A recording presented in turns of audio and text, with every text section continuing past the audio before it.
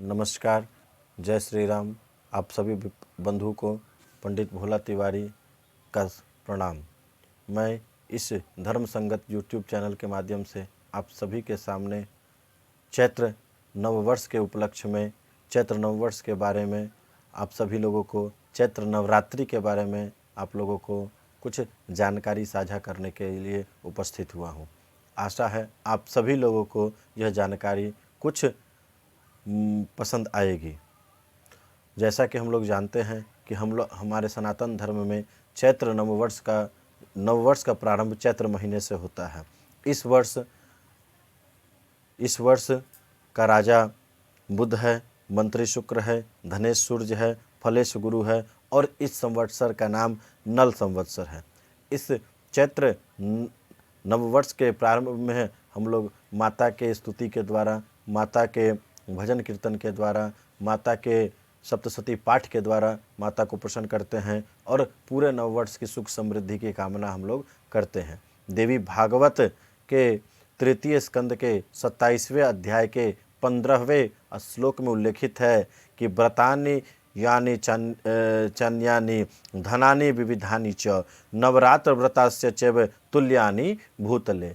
इसका तात्पर्य क्या है कि इस पृथ्वी पर नवरात्र के व्रत के समान में कोई भी व्रत तुल्य नहीं है। ये नवरात्र व्रत जो है अतुलनीय है। इस नवरात्रि में हम माता का पूजन भक्ति भाव से करते हैं। उनको प्रसन्न करने के लिए अपने जितने जतन से और अपनी भावना के अनुसार में उनको प्रसन्न करने की चेष्टा करते हैं। सभी भक्तगण, सभी सनातन धर्म के मानने वाले, सभी सनातन धर्म में रुचि रखने वाले सभी बंधुओं से मेरा विनम्र निवेदन है कि इस नवरात्रि को कुछ ऐसा करे कि माता आपके ऊपर में प्रसन्न हो जाए।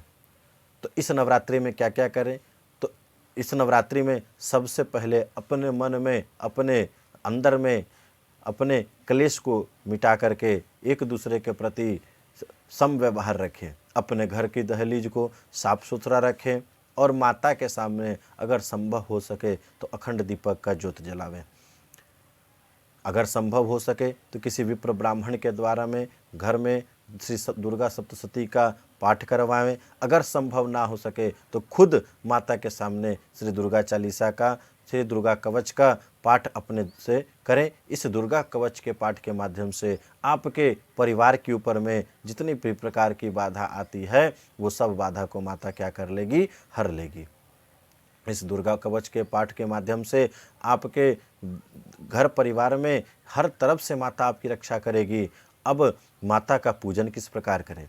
माता का पूजन या तो पांचोपचार विधि से या षोडशोपचार विधि से, आप जिस तरह से सुलभता हो आप उस तरह से माता का पूजन करें। सर्वप्रथम घर की कन्या को क्या चाहिए, घर की बहुरानी को क्या चाहिए, घर की माताएं बहनें को क्या चाहिए कि सर्वप्रथम नवरात्रि के प्रथम दिवस से यानी 22 मार्च 2023, नवरात्रि का प्रथम दिवस जो प्रतिपदा तिथि पड़ रही है वो 22 मार्च 2023 को पड़ रही है। तो इस दिन क्या चाहिए कि प्रातः काल में सूर्योदय से पहले उठ करके अपने घर के मुख्य द्वार को लीप करके उस पर गंगा जल आदि छिड़क करके माता का स्वागत करने के लिए उस घर को, उस देहली को, उस द्वार को तैयार करें।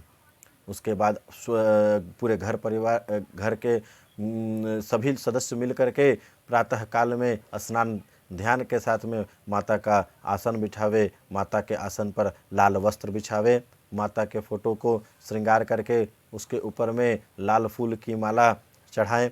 अगर विप्र ब्राह्मण उपलब्ध हो सके तो उनके द्वारा कलश स्थापन करें। अगर विप्र ब्राह्मण उपलब्ध ना हो सके तो घर के सदस्य अपने से ही अपने नाम और गोत्र का उच्चारण करके माता के सम्मुख यथाशक्ति दीपम प्रज्वलित अहम करिष्येत, इस बात का को कह करके माता के सम्मुख दीपक जलावे। अगर संभव हो सके तो दुर्गा कवच का पाठ करें, सिद्ध कुंजिका का पाठ करें और माता के दुर्गा चालीसा का पाठ करें।